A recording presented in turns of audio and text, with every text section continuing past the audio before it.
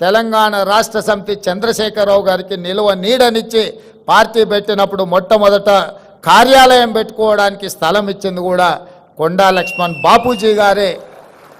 వారు గొప్ప నాయకుడు.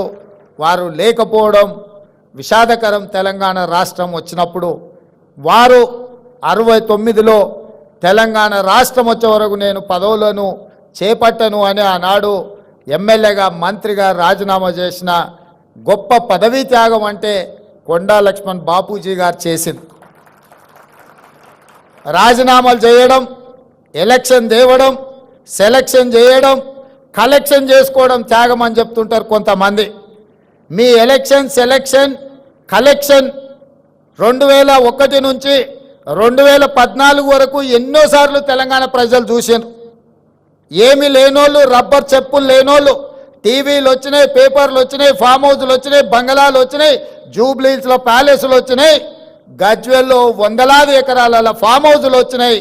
మరి త్యాగాలు చేస్తే కొండా లక్ష్మణ్ బాపూజీ గారి లాగా లేకుండా మీరెందుకు ఇట్లా వేలాది కోట్ల రూపాయల ఆస్తులు వచ్చినాయో మీ త్యాగానికి కొండా లక్ష్మణ్ గారి త్యాగానికి ఉన్న తేడా ఈరోజు తెలంగాణ సమాజం గమనించాలి. త్యాగానికి మారు పేరు పదవిని తృణపాయంగా తెలంగాణ రాష్ట్రం కోసం త్యాగం చేసింది కొండా లక్ష్మణ్ గారు. పదవులను అడ్డం పెట్టుకొని ఎన్నికలు, ఉప ఎన్నికలు తీసుకొచ్చి ఎన్నికల్లో సెలక్షన్స్, కలెక్షన్స్ చేసుకొని బాగుపడ్డోళ్ళు ఎవరో తెలంగాణ సమాజం నిశ్చితంగా గమనిస్తూనే ఉంది. కాబట్టి త్యాగం అనే పదం మీకు సూట్ అవ్వదు. త్యాగం అంటే కొండా లక్ష్మణ్ గారు.